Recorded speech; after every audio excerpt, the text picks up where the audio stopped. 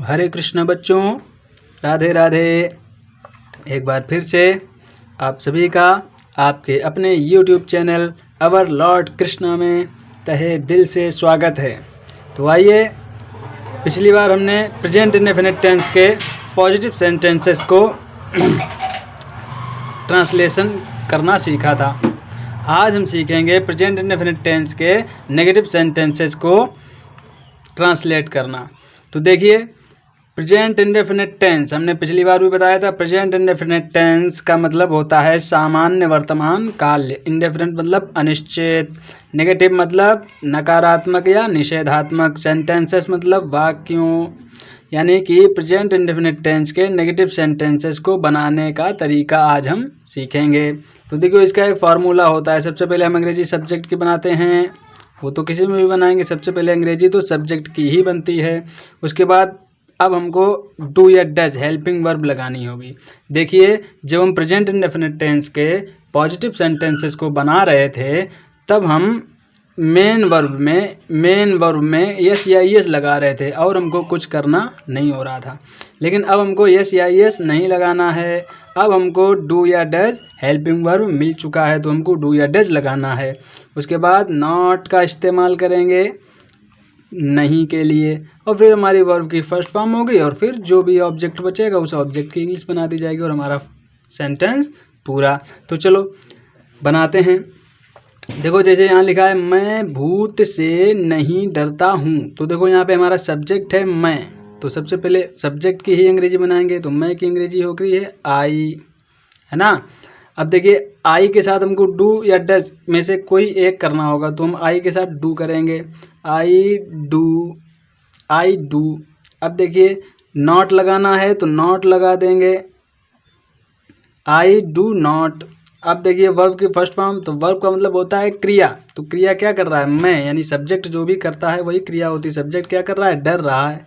तो डरने की क्या होती है? अफ्रेड। तो यहाँ पे हम लिख देंगे afraid, AFRAID, afraid. I do not afraid, मैं नहीं डरता हूँ। किससे नहीं डरता हूँ? भूत से। तो भूत से मतलब of ghost,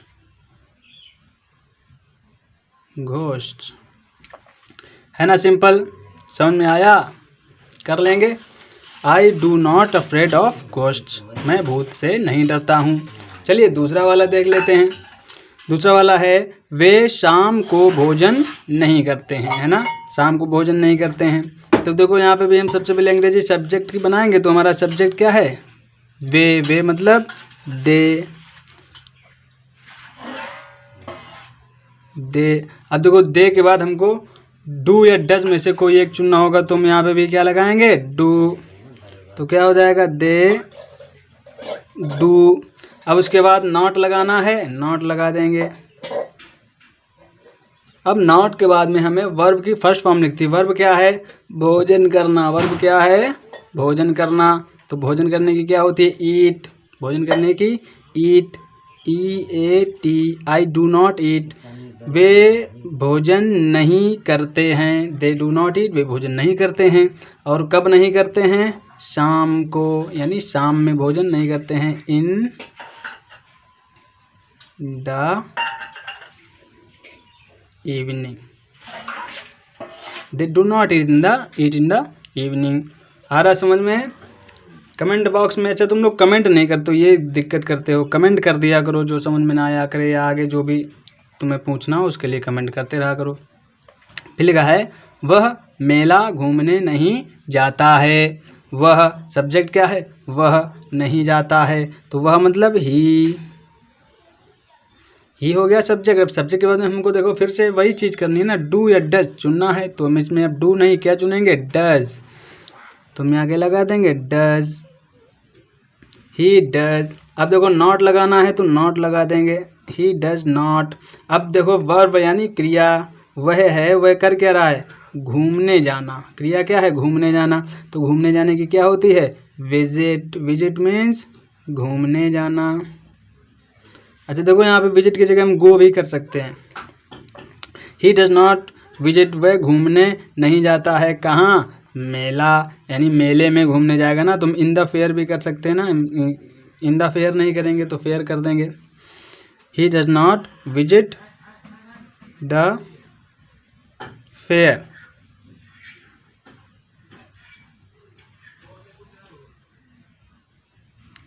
he does not visit the fair, वह मेला घूमने नहीं जाता है।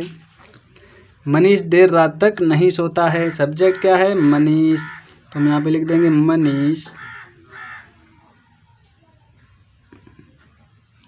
अब मनीष के साथ हमको चुनना है ना, मनीष के साथ फिर से चुनना है डू या डज।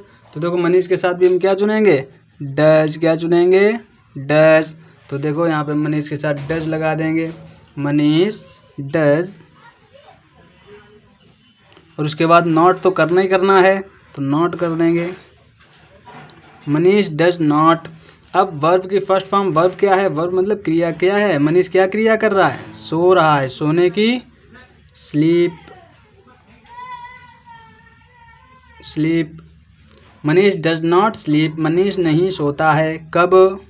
देर रात तक। कब तक? देर रात तक। तो देखो तक के लिए हम करेंगे टिल, और देर रात मतलब लेट नाइट।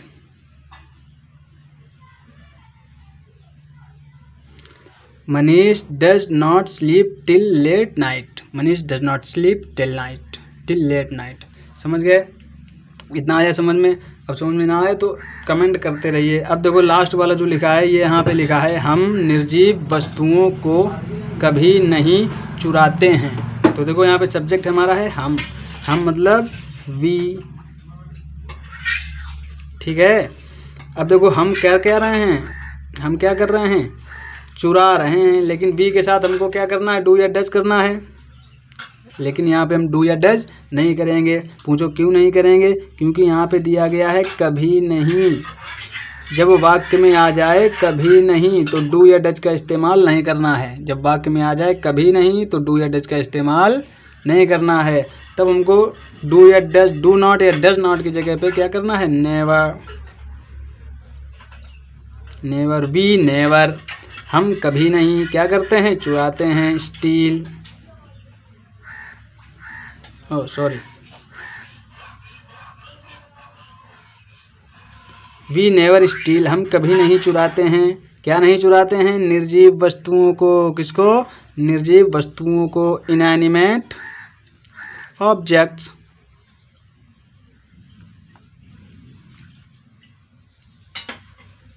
देखिए यहाँ पे स्पेलिंग गड़बड़ हुई हो सकती है, तो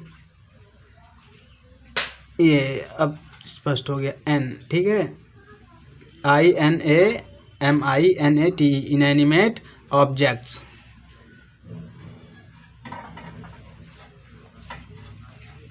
इनएनिमेट ऑब्जेक्ट्स का मतलब होता है निर्जीव वस्तुएं। या देखिए यहाँ पे इनएनिमेट ऑब्जेक्ट की जगह पे हम लाइफलेस थिंग्स का भी इस्तेमाल कर सकते हैं।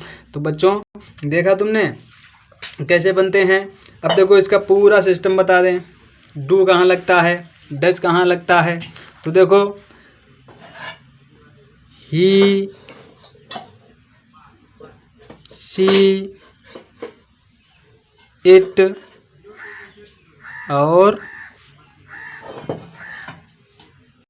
सिंगुलर।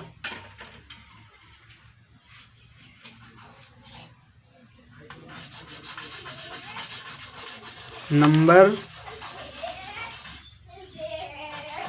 के कर्ता के साथ क्या लगता है? Does not. समझ रहे हो? और आई, वी, यू, दे और प्लूरल।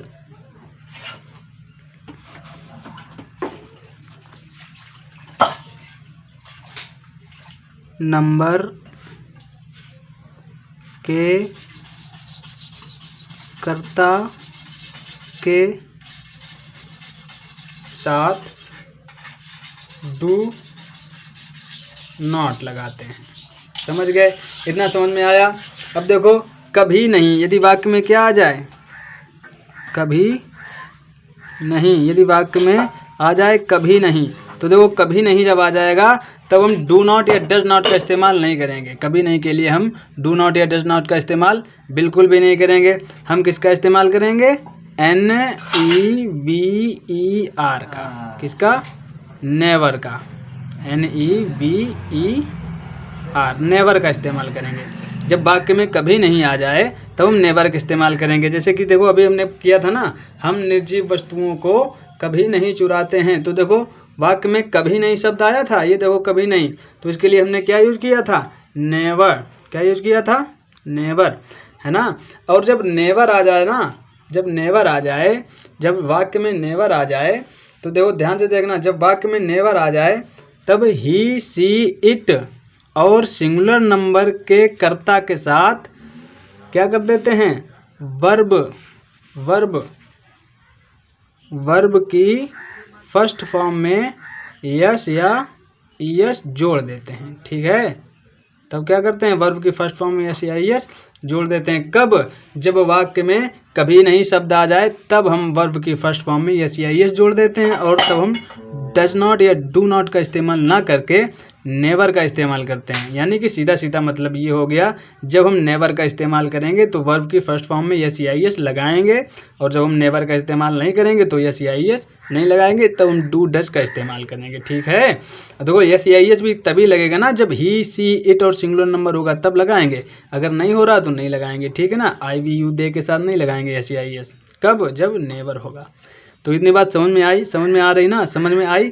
यदि वाक्य समझ में आए हों तो कमेंट बॉक्स में कमेंट करना, लाइक करना, शेयर करना, और देखो वीडियो को सब्सक्राइब करते रहो भैया, शेयर करते रहो, सब्सक्राइब करते रहो, ताकि वीडियो प्रोग्रेस करता रहे, चैनल प्रोग्रेस करता रहे, और हम और भी अच्छे अच्छे वीडियो आपके लिए ला सकें, और आपको पढ़ने में आसानी हो सके, और आपके कोचिंग के पैसे बच सकें। समझ रहे हैं ना?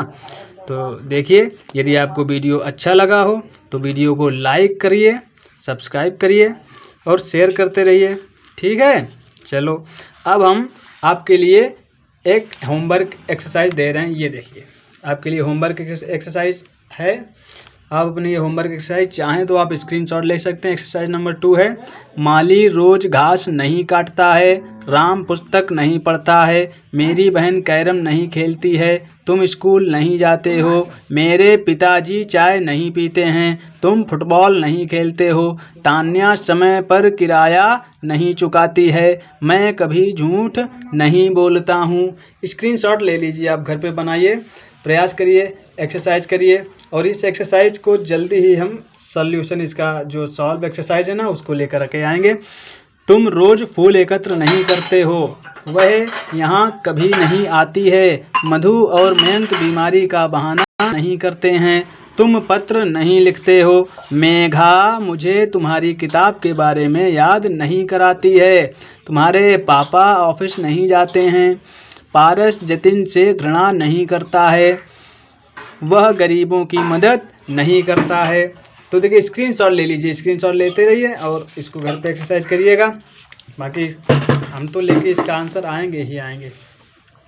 पुलिस कभी मुकुल के घर पर छापा नहीं मारती है, वे गाना नहीं गाते हैं, माली कपड़े नहीं बेचता है, मैं तुमसे बात नहीं करता हूँ।